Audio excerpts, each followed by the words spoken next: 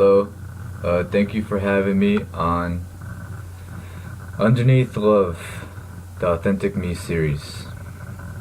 I'm really thrilled to be here right now, and I would love to tell you about myself. I'm Lucas Maltese. I'm 18 years old.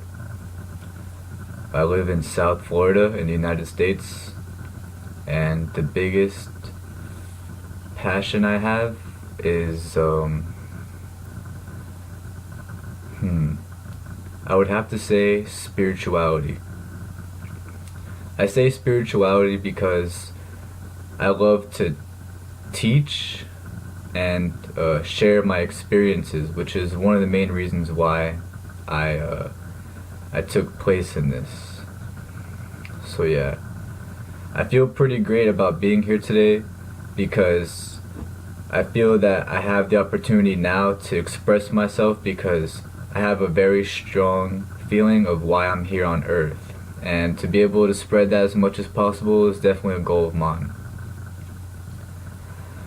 I think it's important to be able to be open and to be yourself because sometimes you'll get trapped in like other people and like you might even try and be yourself, but you'll be trapped in like other people's like it's like a tie that you share with them, and like it might not always be a bad tie, but it lacks your true divine expression of yourself.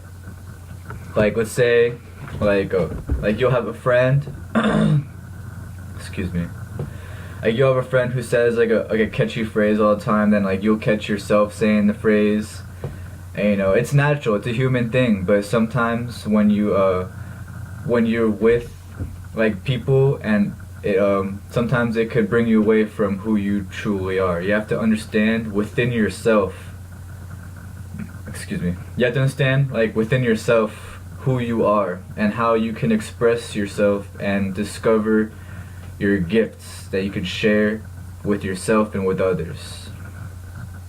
I'm reading the things off of here. Hold on.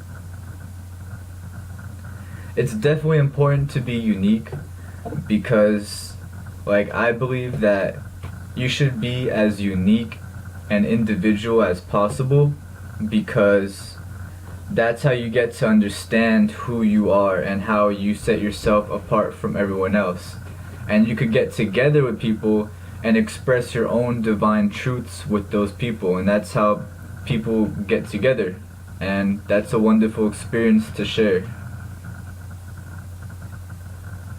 What makes me different? I would have to say a lot of things because I set myself apart from almost everybody I know. Like I have a lot of friends.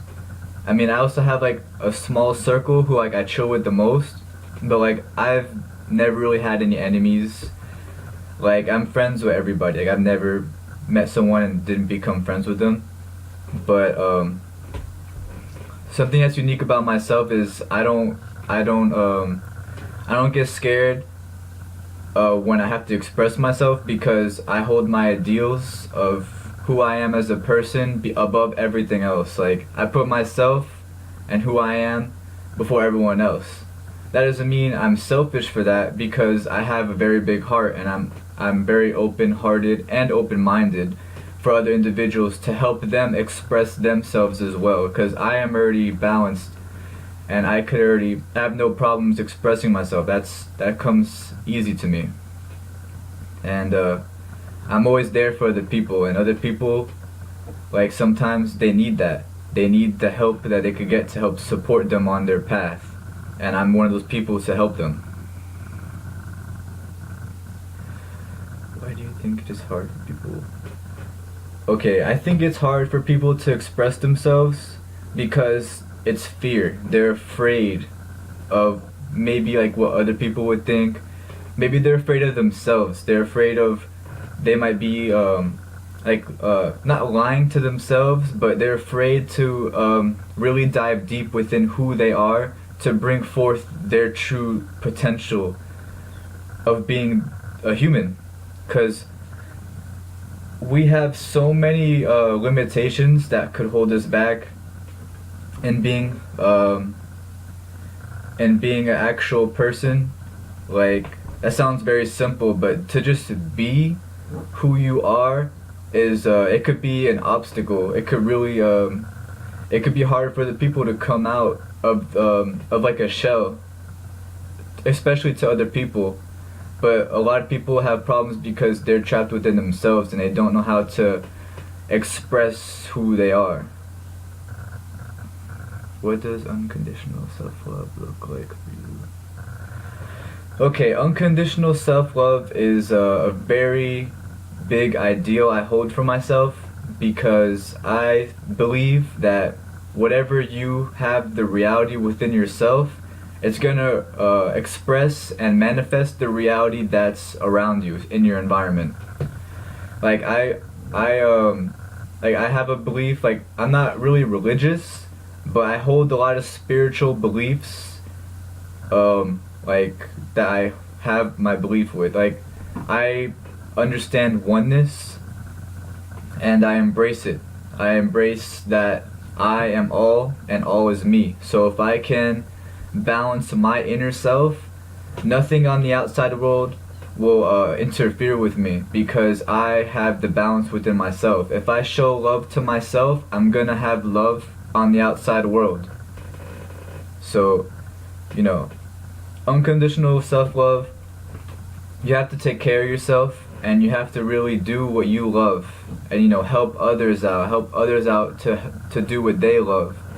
Because when you get to the primitive state of the human, they need to understand who they are themselves to define themselves in this reality. And the easiest way to do that is to show love and to teach how to get people to love, because love is the missing piece between the God within you and the illusion of duality in this reality.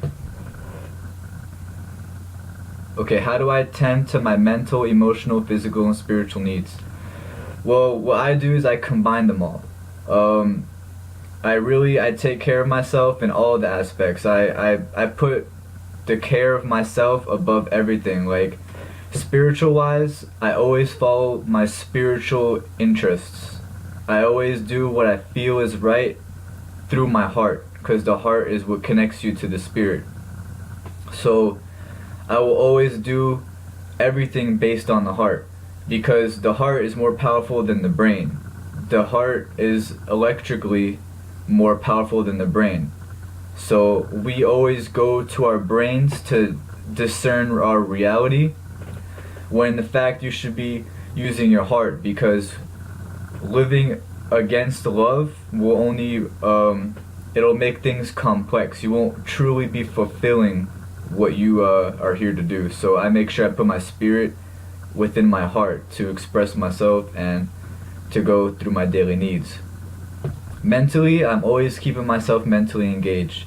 And it doesn't mean I overwhelm myself, because I also understand the balance that is necessary for the mind, because you wouldn't want to just overthink about, little things, and especially don't make assumptions. Like, anything that would bring you out of balance, don't do. Like, I like to keep myself engaged and excuse me. To keep myself mentally engaged, I like to learn new things. Like for example, here, give me a second. I'm gonna turn my computer. I have a lot of books that I like to read. I have a whole bunch of books, and I actually never used to like reading at all. I hated it.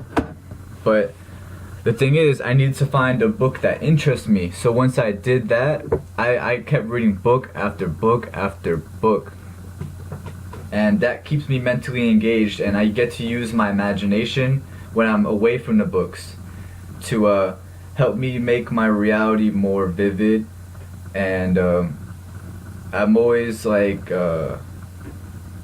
just engaged in communication with aspects of myself, so I can truly understand who I am as a person. Emotionally, I remain balanced.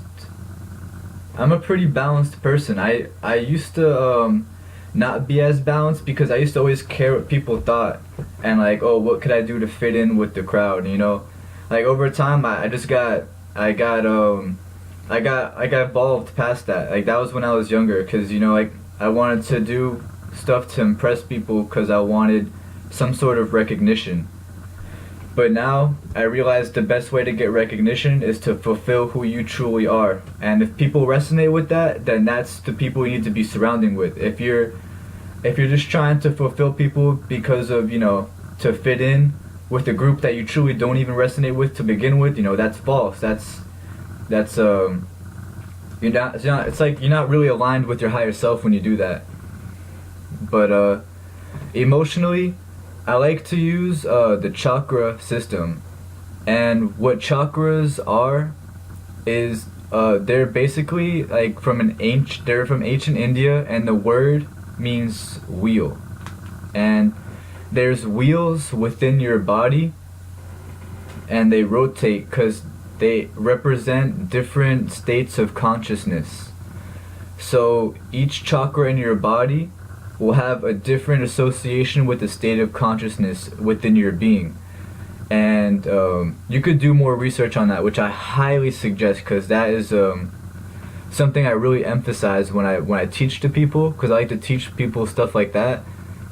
And the chakras are extremely important, and if you follow all of the chakras inside of your body and what they represent, you will never go out of balance, because they're always open, and you're able to express yourself through the different chakras to remain balanced and to understand yourself better. And physically, I'm also pretty fit. I mean, I'm not like a like a bodybuilder, but like I go on runs, and I'm involved with the martial art called Taekwondo, and I've been involved for about 3 years, and it definitely keeps me. It combines spirituality, the mental aspect, and the physical aspect all in one. And that's why I really love my martial arts, because it's also spiritually oriented. You know, like way back in the day, in the ancient Chinese, they have like traditional Chinese medicine, and they incorporate yin and yang, and that's very important with martial arts. You need to understand the yang, which is the energy that you bring in, that's the more masculine in nature, and then the yin, which is more receptive and releasing and negative in nature. It's the feminine aspect. So when you put both these aspects together, you get the yin and the yang, which is the balance. And then you have Tao. The Tao is the whole, the aspect of all. And through martial arts, they engage in combining the spirit, the energy aspect, and the material aspect, called Shun, Qi, Jing. And when you combine all these aspects, you have to remain in a state of good health, because when you're engaged in keeping yourself maintained in those three aspects, you can't go wrong, because they'll always guide you and they're always present in reality.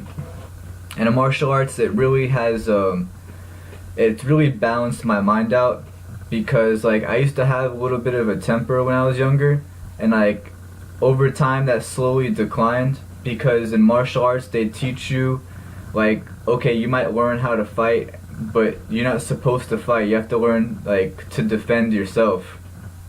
And it really taught me how to balance my mind, and I don't know where I would be without Taekwondo. It's become such a big part of my life, and it's wonderful. I love it. They teach me so much, and there's lots of love there. And yeah, that's how I balance myself. What else? When I think of loving unconditionally, I really connect with what is really true.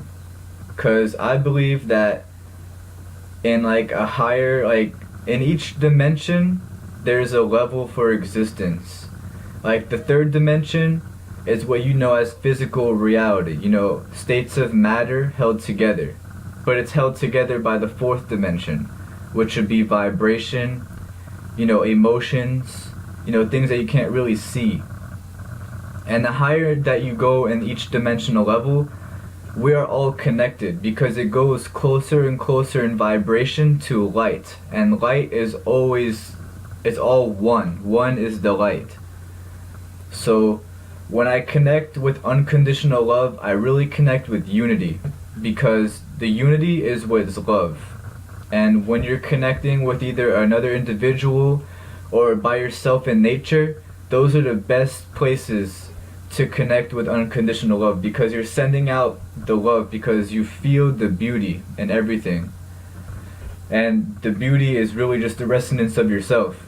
And the universe is just giving back to you. And, I believe that when you send love, it's going to respond in some way.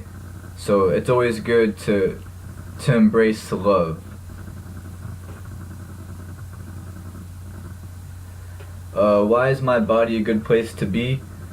I take care of myself. I always take the care of myself for, I put it above everything. Myself becomes, a part of what I really want to be. Like my highest potential, I try and put my body there because that's where my mind wants to be at. I wanna know as much as possible. I wanna love as much as possible.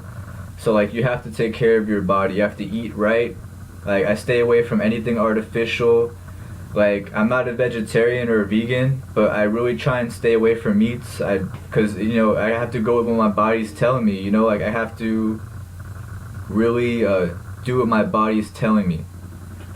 And if my body is telling me, hey, cut back on the meats, I have to do it. Eat more greens. I always eat fruits. Water is always necessary. Hydration. Like right now, I'm drinking my favorite tea. It's called coca mate. It's from the coca leaf from South America. Delicious. Anyways. My favorite thing about my body, I don't know. I want to say, I don't know. I really don't know. I mean, I love my body, but it's just, okay, I guess the thing I love about my body is how it's able to transcend a normal body.